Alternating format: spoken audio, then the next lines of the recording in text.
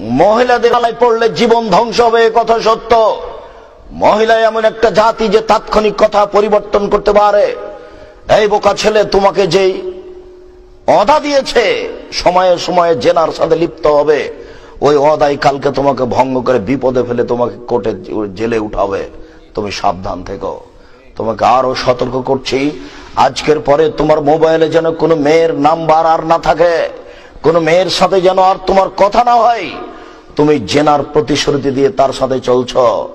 তুমি জানো না জেনা মহাপাপ, তোমার অবৈধ সম্পর্ক আজও চলছে।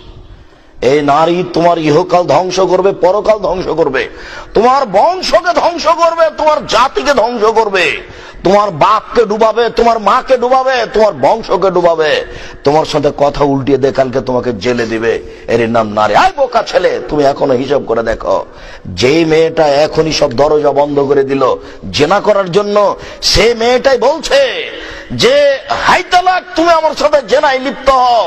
এইসব যখন বললেন না আমি এই কথায় রাজি নই, এইসব বললেন মাআল্লাহ, আমি আল্লাহর কাছে আশ্রয় ভিক্ষা চাচ্ছি, তখন সে তার সাথে জোর করে জেনা করতে চাইলো।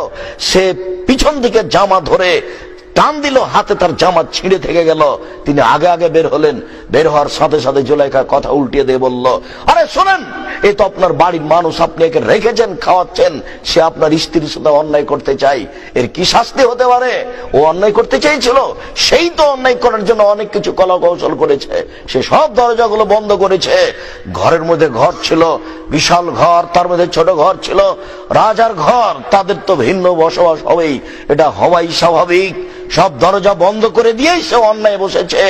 যখন ইউসুফ আলাইহিস সালাম আগে আগে বের হলেন, ও পিছনে পিছনে বের হলো, তখন কথা উল্টিয়ে দিয়ে বলছে যে আপনার স্ত্রীর সাথে অন্যায় করতে চায়, তার কি শাস্তি হতে পারে? আরে আপনি কি শাস্তি উল্লেখ করবেন? আমি জুলাইখা বলছি একে যথাযথ পিটন দিতে হবে, নইলে জেলখানায় বন্দি করতে হবে। জুলাইখা নিজেকে ঢেকে রাখার জন্য কত কি করলো। তুমি জানো না মেয়ে মানুষ কি জিনিস? তোমার মোবাইলে তার নাম্বার থাকে কেন? এই ছেলে, আজকের পরে যেন তোমার মোবাইলে আর কোনোদিন কোনো মেয়ের নাম্বার না থাকে। তুমি এখানে সম্পূর্ণ কেটে দিয়ে উঠাবা। আব্দুর রাজাক সাহেব, কতগুলো নাম্বার আমার মুখস্থ আছে। আমি যখন একাই থাকি তখন দেখি ধীরে হাত চলে যাচ্ছে, যাবে এ কথাই স্বাভাবিক। তোমাকে আজকে একটা কৌশলের কথা বলে যাচ্ছি, শোনো।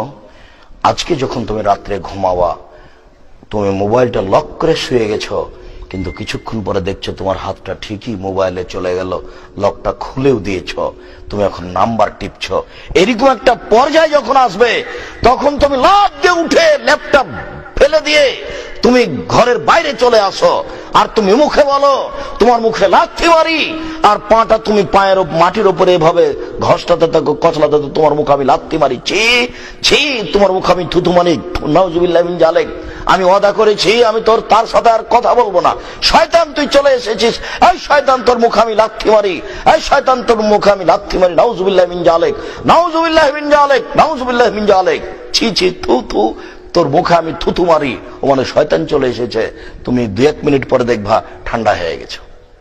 এখন রাত্রে শুয়ে যাও, আর হাত যাবে না মোবাইলে। তোমার ঘর ভর্তি শয়তানে। তুমি যদি এখানে তওবা না করতে, তাহলে ইবলিস আসতো না। হিন্দুর মেয়েটাকে ইবলিস বলতে যাবে না। ও মহিলা মানুষ, তুমি মাথা থেকে কাপড় নামাও না, এই কথার ইবলিসের কোনো প্রয়োজন নাই। ইবলিস চাঁপাইনবাবগঞ্জের ভাষায় 14-11 পড়া। ও জানে যে হিন্দুর মেয়ে জাহান্নামে যাবে, কাজে তার ওখানে কোনো কাজ নেই। ও জানে ইহুদি খ্রিস্টান জাহান্নামে যাবে, কাজে তার ওখানে কোনো কাজ নাই। তুমি তোবা করনি, তার আগে ইবলিস তো তোমাকে লাগিয়ে দিয়ে খুব আনন্দে ঘুরছে। আজকে তুমি তোবা করেছো, তাই ইবলিসের মাথা ব্যথা। এখন কি করি, কেমনে একে ফাঁকি দিয়ে, আমি তো আল্লাহর সামনে বলেছি একে আমি দেখে ছেড়ে দেবো। এবার তার মাথা ব্যথা, খুব ব্যস্ত, খুব চিন্তায়। তুমি খালি সর, সাথে সাথে ঘর ভর্তি।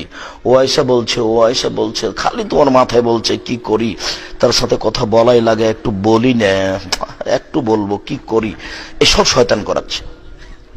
যাকে দেখতে পাওয়া যায় সে হলো মানুষ শয়তান, আর যাকে দেখা যায় না অন্তরে জায়গায়, তার নাম জিন শয়তান।